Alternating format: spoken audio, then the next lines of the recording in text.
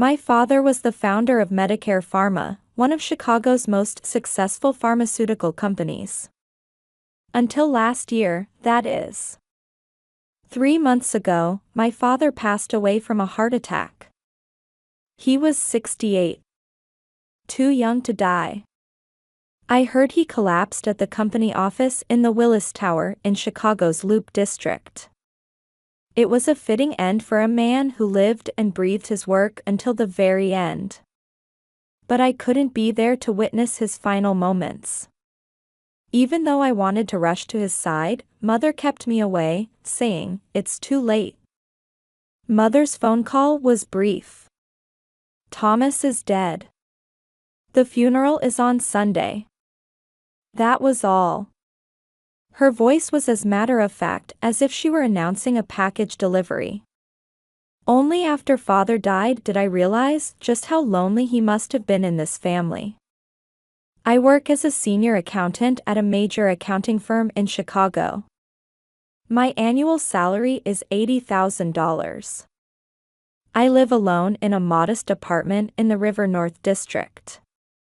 While I'm not wealthy, I take pride in the life I've built for myself. Putting on my Brooks Brothers suit and heading to the Prudential Plaza on Michigan Avenue every morning, this was the path I chose. Or perhaps, the path I was forced to choose. Father was a gentle and honest man. At least, that's how he appeared to me. But there was always some distance between us. My childhood memories of him are fragmentary, like a puzzle with missing pieces. At Christmas dinner, he would always have paperwork spread out before him. Even at my high school graduation, he was constantly on the phone. Looking back now, perhaps there were reasons for all of this. My mother Carol, on the other hand, was different.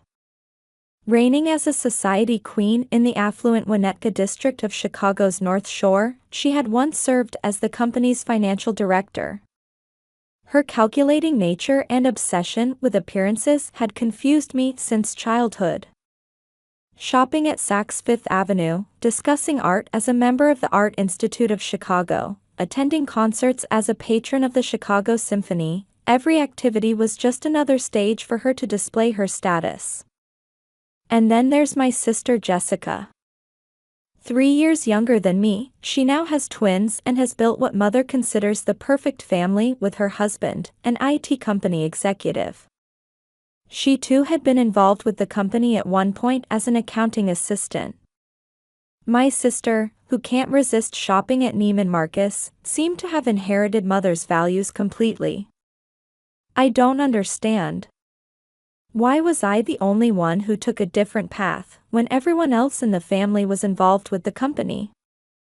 When I majored in accounting in college, Mother said, "It's not suited for you." When I expressed interest in joining the company, she pushed me away, saying, "Get experience elsewhere first." And now, I've been tasked with sorting through Father's belongings. Here I am, day after day, facing dusty cardboard boxes in the vast study of our family home. Who would have thought this would be my final time with Father? I took time off work to take on this task. Mother said we could just hire someone, but I insisted on doing it myself. I felt like I was searching for some kind of dialogue with Father. Early autumn in Chicago. Cold winds from Lake Michigan rustled the street trees, which were beginning to change color. The bells of Fourth Presbyterian Church rang in the distance, announcing Sunday service. We used to attend that church as a family. Now, I hear Mother and sister only go there for socializing. This morning too, I climbed the stairs to Father's study. I open the heavy mahogany door and walk between bookshelves that reach the ceiling. Through the window, I can see the meticulously maintained garden. It's been a month since our last family dinner at Gibson's Bar and Steakhouse. Father seemed like he wanted to say something then, but kept getting interrupted by Mother's constant chatter. Will I find something new today? Deep down, I already had a premonition. Dust from the cardboard boxes sparkles in the morning sun. Father's study is wrapped in its usual silence. The massive mahogany desk, like a symbol of Father's presence itself, sits at the center of the room. Box number 10 already. I sigh deeply as I open a new box. It's labeled, Important Documents 2014 to 2024, in Father's meticulous handwriting. At that moment, something trembled in my chest. The morning sun slowly illuminates the room through gaps between the ceiling-high bookshelves. Outside the window, the roses lovingly tended by John the gardener still wear their morning dew. I heard Father made it his daily routine to gaze at the garden from this window every morning. Inside the box, I find neatly organized stacks of bank records. A blue file is labeled Family-Related Expenses. My hand stops at the first page I casually open. Family vacation expenses $15,000. I flip through the pages in disbelief. There are records of astronomical support payments to my sister's family. Private school tuition $50,000. New car purchase $80,000. Mortgage assistance $10,000. With each trembling turn of a page, new records jump out at me. Hawaii vacation $20,000. Christmas bonus $30,000. New house down payment $100,000. I feel dizzy looking at the rows of numbers. This wasn't just an expense record, it was a family history I knew nothing about. And throughout this history, my name never appeared once. Why? My voice catches. My throat is dry. Birds are singing outside the window. Looking at Father's desk, I see his Parker fountain pen still sitting there. Did he use that pen to write all these records? Suddenly, I hear a door opening downstairs. Then, the sound of Mother's high heels striking the marble floor. Regular footsteps approaching. Amy? Are you still cleaning up? At Mother's voice, I instinctively clutch the file. My hands won't stop shaking. Mom, this is... Words fail me. Mother enters the study and quickly surveys the room. Dressed in her Chanel suit, she's armed with perfect makeup as always. What are you looking at? There's a slight tension in her voice. I hold up the file with trembling hands. What is this about? Mother's expression changes instantly. Oh, you found that? There's no tension in her voice anymore. Instead, there's almost an element of amusement. Why just me? Found out, did you? Well, you're not a real family anyway. Those words were colder than I expected. Mother continued in a casual tone, as if ordering coffee. I was against it from the start when Thomas brought you home. But he wouldn't listen, rambling on about how this child has potential. Look how well that turned out, your potential only drove you away from the company. My mind goes blank. There's a ringing in my ears. The family photo on Father's desk suddenly looks distorted. It's a lie, right?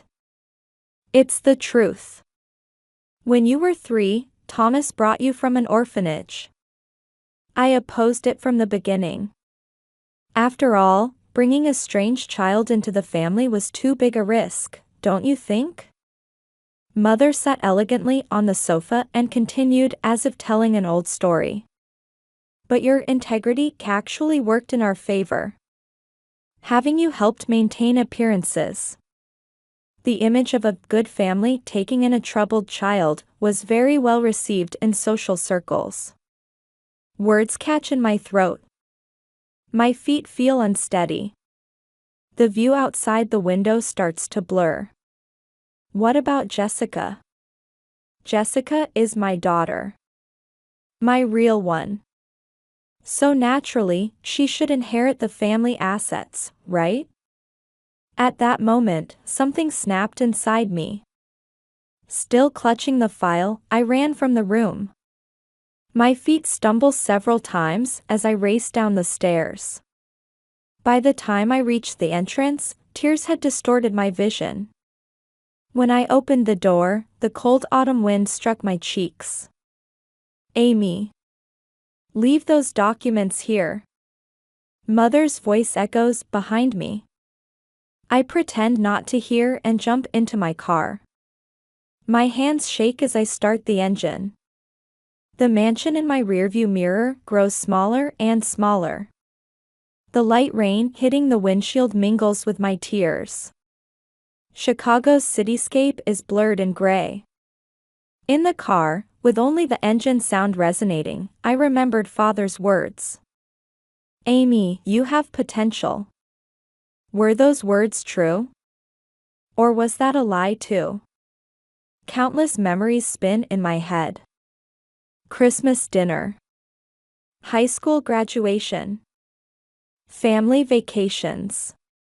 All those memories now appear in completely different colors. Who am I? And what was Father really thinking? As I drive without a destination in mind, my thoughts continue to race. A week has passed. Chicago is fully dressed in autumn colors now, and the wind from Lake Michigan has grown noticeably colder. It's my final day of leave. The cityscape visible from my apartment window is shrouded in morning mist. My smartphone still shows over 100 missed calls from Mother. As I stare at the call history, last night's voicemail keeps repeating in my head. Mother's voice had grown increasingly desperate with each passing day. But my mind was already made up. When I stepped into Father's study again, the morning sun had just begun to illuminate the room. The study, untouched since I ran out a week ago, was wrapped in silence. I have to finish this. This final duty to Father was also an obligation to myself. The right to know the truth, surely even an adopted child deserves that. I sit down at the mahogany desk.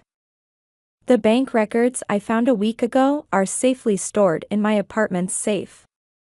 I open the desk drawers, checking their contents one by one.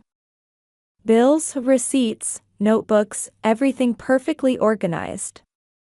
Just like Father. Suddenly, I notice something odd about the back of the desk. There's a slight unevenness in the backboard. When I check with my fingertips, there's definitely an unnatural bump. My heart races as I scan the desk and spot a small toolbox in the corner. I take out a screwdriver and nervously approach the screws on the backboard. The screws come out surprisingly easily, as if they were waiting for someone to remove them. When the backboard comes off, there's a hidden space behind it. Inside is a thick envelope. It's from Brown & Associates law firm. Next to it, in Father's handwriting, are the words to Amy. My hands shake as I break the seal. Inside are multiple documents. On top, along with a USB drive, is a letter from Father. I sit in the armchair by the window and take a deep breath. This was Father's favorite spot. I open the letter. To my beloved daughter Amy. I am truly sorry for causing you so much pain over the years due to my inadequacy. As a father who couldn't protect you, this guilt will never leave me until I die. 20 years ago, there was accounting fraud at my company. It was your mother Carol, then the financial director, who accidentally discovered it.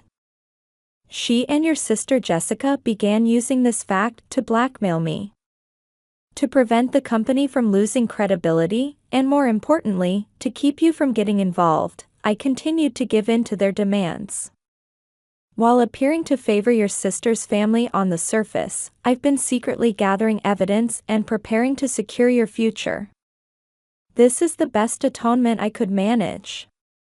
The documents in this envelope contain all the evidence of Carol and Jessica's fraud.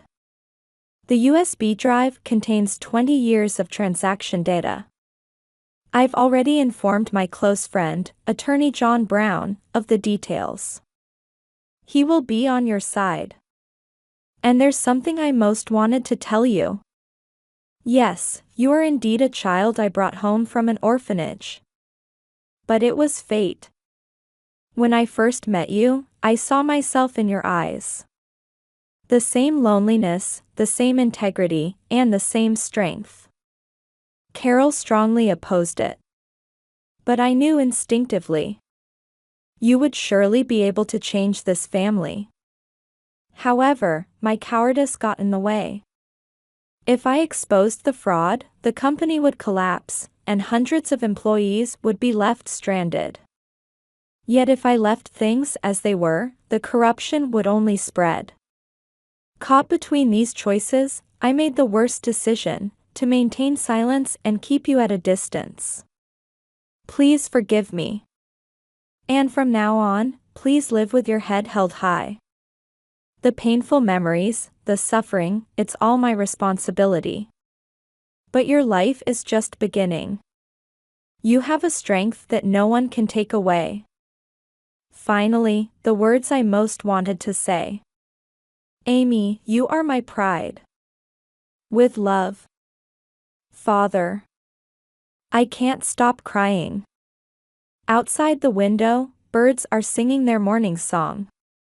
The roses father loved sparkle in the morning sun. The envelope contained even more shocking evidence. Records of company fund embezzlement by mother and sister. Copies of threatening emails. Transaction details of secret accounts. Everything was perfectly organized and arranged chronologically. At that moment, my phone rang. It's an unknown number. I nervously answer. Is this Amy Bryant? This is John Brown.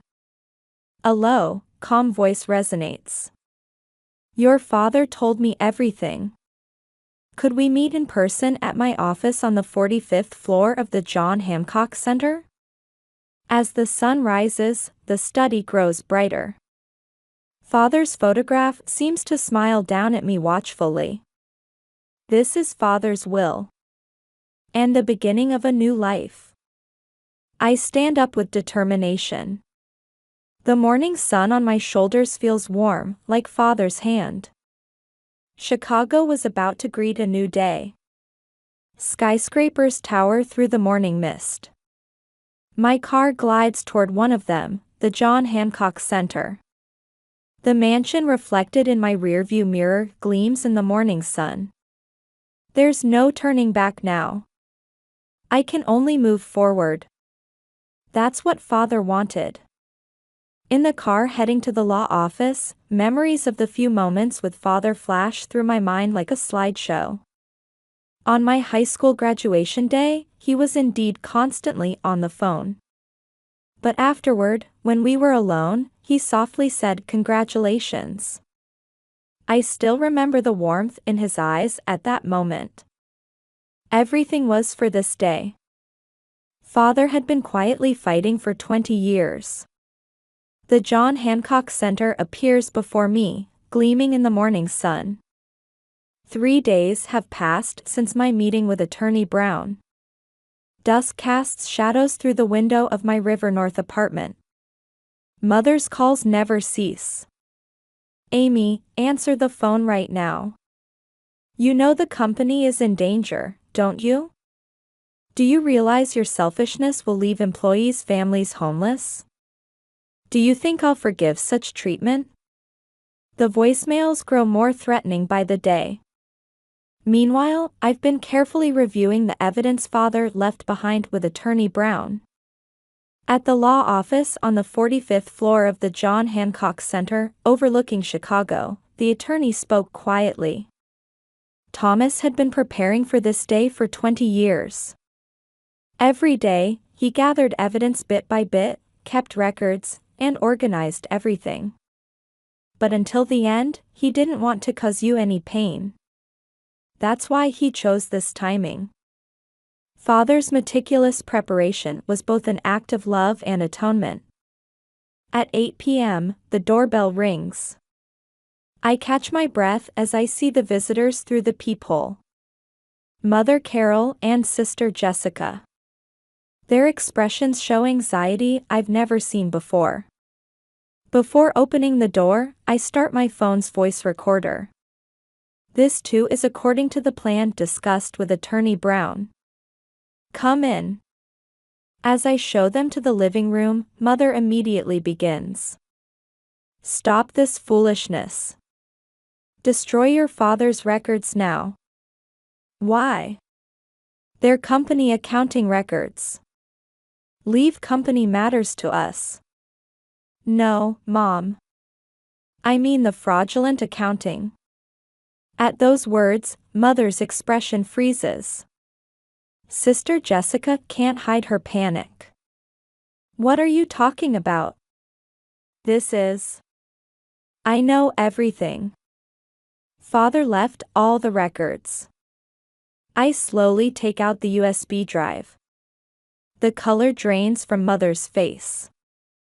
20 years of evidence.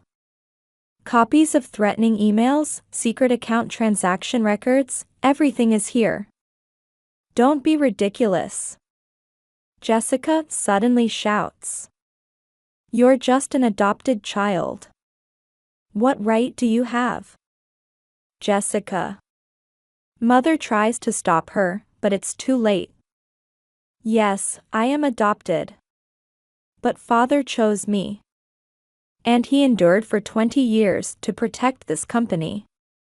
I stand up and walk to the window. The night view is beautiful. Mom, do you remember when I said I wanted to join the company? You told me to gain experience elsewhere.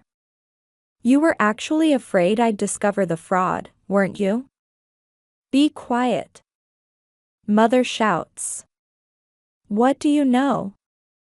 To protect the company's credibility, social status, everything we.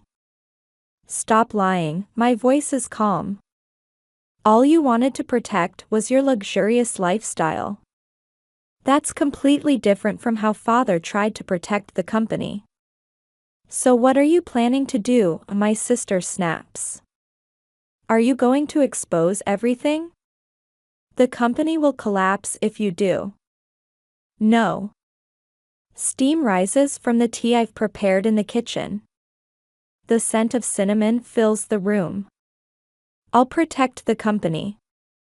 But in a different way. I pick up the documents on the sofa. This is the proposal for a new management structure. I've already worked out the details with Attorney Brown. You and Mother will resign from all positions. You'll return all misappropriated funds. In exchange, we won't press charges. Nonsense. Mother's voice trembles. This is your last chance. Until 9 a.m. tomorrow morning. If you haven't signed by then, everything goes to the police. Father's evidence is perfect, prosecution would be certain. You're serious? Fear creeps into Mother's voice for the first time. Were you serious, Mother? Keeping me at a distance, oppressing me, and now trying to threaten me? Outside the window, an ambulance siren fades into the distance. I wait for the sound to disappear before continuing. You know what Father told me? Until the very end, he said I was his pride. Now it's my turn to become someone Father would be proud of. Mother and sister's faces are illuminated by the electric light. Their expressions are ones I've never seen before. Defeat? Resignation? Or perhaps? Go home and think it over, I say quietly, 9 a.m. tomorrow. This is your last chance. They stand up. Their footsteps creak on the carpet as they head for the door. Oh, by the way, I add as they're about to leave, I recorded our entire conversation tonight. Best not to try anything foolish. The sound of the door closing echoes through the room. I let out a deep sigh and gaze at Father's photograph. In the small frame, he wears his usual gentle smile. Dad, am I doing the right thing? Outside the window, Chicago's night skyline sparkles. The lights of the high-rises look like stars. Within those lights, I sense the promise of a new dawn. My phone rings. It's Attorney Brown. Everything's on track, I report. Yes, we'll have an answer by 9 a.m. tomorrow. After hanging up, I turn back to the night view. Somewhere in this city, mother and sister are facing the biggest decision of their lives. And I too stand at the threshold of a new life. A year has passed. Chicago's autumn once again paints the city in vibrant colors. From the president's office in Willis Tower, I have a perfect view of Millennium Park with its autumn foliage. President Amy, here are the documents for the 10 a.m. board meeting. My secretary Sarah hands me meticulously organized papers. I accept them with a smile. Medicare Pharma has changed dramatically over this past year. We've increased management transparency, strengthened our research and development division, and most importantly, rebuilt trust with our employees. Although the stock price initially fell, it's gradually showing signs of recovery due to expectations for the new management system. Everything changed after that morning. Mother and sister ultimately accepted my proposal. At 9 a.m., they signed the documents in Attorney Brown's office and resigned from all positions. The misappropriated funds are being returned in installments. Mother has now sold the Winnetka mansion and lives alone in a small apartment in Lakeview. Being ostracized from society circles was probably her biggest blow. She lost her Art Institute of Chicago membership and her position as a Chicago Symphony patron. The other day, when we happened to meet at Fourth Presbyterian Church, she looked unrecognizably aged. No more Chanel suits or perfect makeup. She passed by me as just a tired old woman. When our eyes met, she slightly bowed her head. My sister Jessica faced an even harsher reality. Her husband filed for divorce immediately after the fraud was exposed and won custody of their children. She's only allowed to see the twins once a month. Shopping at Neiman Marcus and luxury spa treatments are all things of the past. I hear she now works as a temporary office worker. When I heard this from colleagues who occasionally see her, I was filled with complex emotions. President, your visitor has arrived. Sarah's voice brings me back to reality. The development director from a major pharmaceutical company is shown to the reception room. It's about a joint development project for a new drug. I've heard great things about the new Medicare Pharma, he says with a gentle smile. We have high expectations, especially for your proactive investment in research and development. After the meeting, I stand by the window again. Chicago's cityscape glows in the setting sun. This weekend, I'm moving to a new house. I'm leaving my River North apartment and have purchased a home in the quiet residential area of Winnetka, right near Father's house. I plan to plant roses in the garden, the ones Father loved. John, Father's former gardener, has already promised to take care of them. I've also started participating in church activities on holidays. Through charitable work, I'm building new bonds with the community. I want to carry on Father's values in my own way. The sun will set soon, Sarah quietly announces. Warm light streams into the office at dusk. Yes, indeed. I turn to my desk to review the final documents of the day. That's when I notice Father's fountain pen. I found it that day in the study. Now it sits on my desk as a precious keepsake. After finishing work, I head to the underground parking garage. Chicago's night lights are gradually brightening. A 30-minute drive brings me to my destination, Rose Hill Cemetery. Standing before Father's grave, the evening breeze caresses my cheeks. Dad.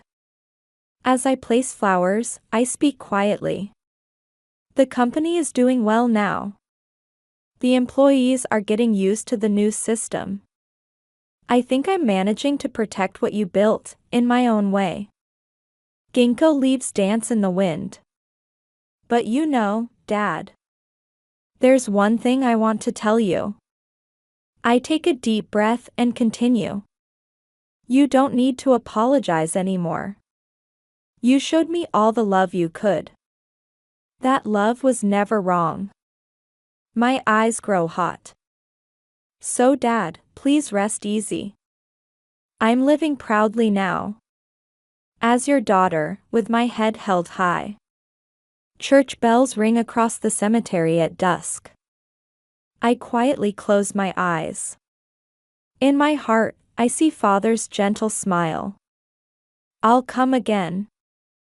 Next time, I'll have even better news to share. As I leave the grave, my heart feels strangely light. In Chicago's night sky, the first stars begin to twinkle.